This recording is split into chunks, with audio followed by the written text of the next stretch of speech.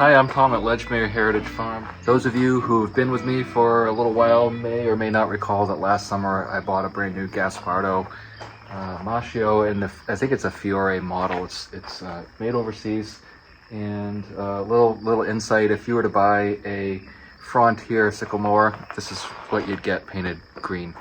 So today what we're going to do is we're going to go over a service of this. I had a video last summer on the setup and initial use. This has been in storage over the winter, and I'm getting ready to go cut my hay for the 2022 season. And I want to go over it real quick and make sure everything's in order before I go out and start cutting. So hopefully you'll stick around for a couple minutes and we'll go through this together. And if you have any questions, comments, or ideas, please put them down below. I really love to hear from you. So without further ado, let's get to work on this mower. So a couple quick things.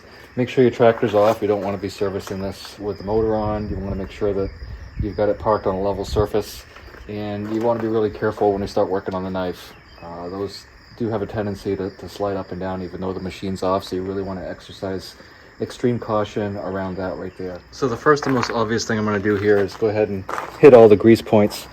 Make sure that when you get ready to put this on the drive shaft, you want to make sure you get those differentials, because there's grease fittings right in there and also on the other end, and it's really easy to miss, especially that one, because it's really difficult to get to. Then you have a couple of plastic grease fittings here, and what that does, that just greases the telescope in there so that shaft has the ability to slide in and out. And you want to also make sure that your tractor, when you've set it up, very carefully, make sure that when you lower the hitch, that when that drive shaft closes up, the telescope closes, that it doesn't bottom out on each other, because what will happen is it has to go somewhere, and as often as not, what happens is you end up shoving your power takeoff on the back of your tractor back into the transmission or the rear end. So be super careful about that whole drive shaft assembly when you're putting this on. This one has about this much play in it, so it's perfect when I lower it. I've still got room. It's not bottoming out, but I just want to really emphasize the importance of making sure that your drive shaft is the correct length and it doesn't bind up when you close it. You could also bend it like this, and either way it's going to be expensive, so just take a couple minutes and check that out. So I've got a couple four grease fittings on the power takeoff, and then I've got 2 on the knife, and I'll show you those in a second. I'm going to go ahead and grease these and then I'll come right back. Right now, because I was servicing the mower, I had dropped it all the way down, so I'm going to go ahead and bring this back up to the correct height. You want the back of that mower right there to be at about 19 to 21 inches, so let's just take the average and go 20. I'm going to go ahead and turn the tractor on, raise it up, and set the adjustment.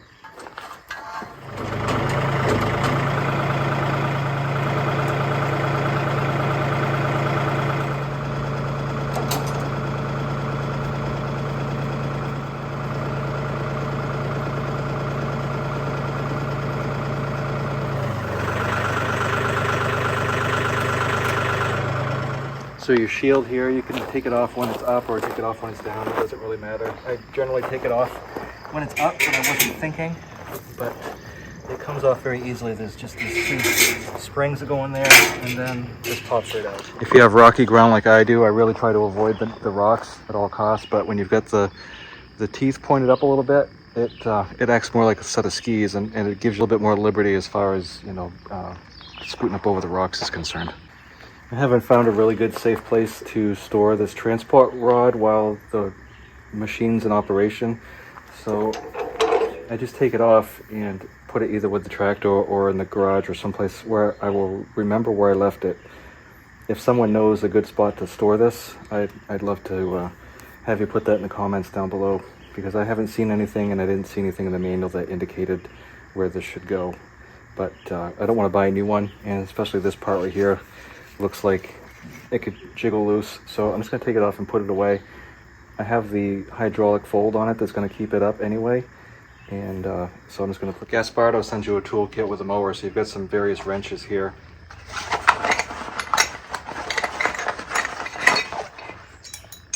And it's European, so they're in metric. And all these 3 things over here, these are just bushings in case you have a category 2 hitch. I have a category 1.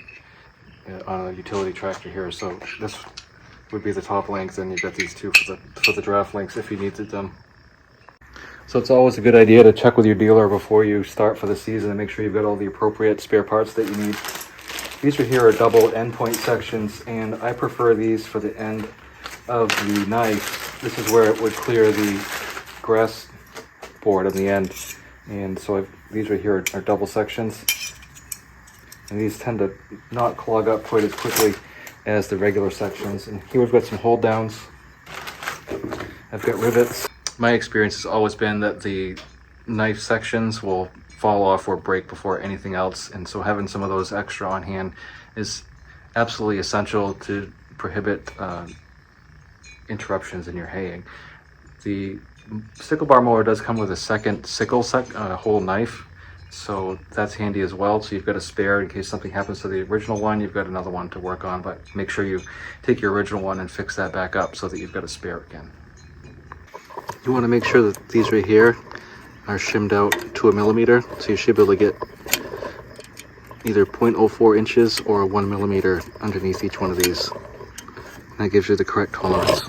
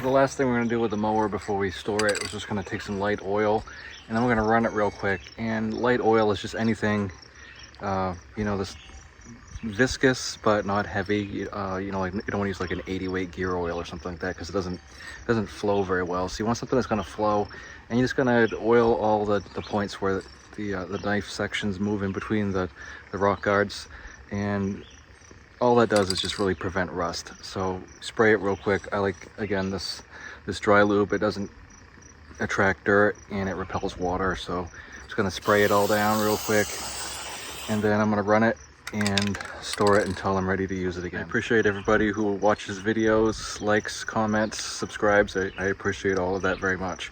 Thank you for watching, and I'll talk to you next time.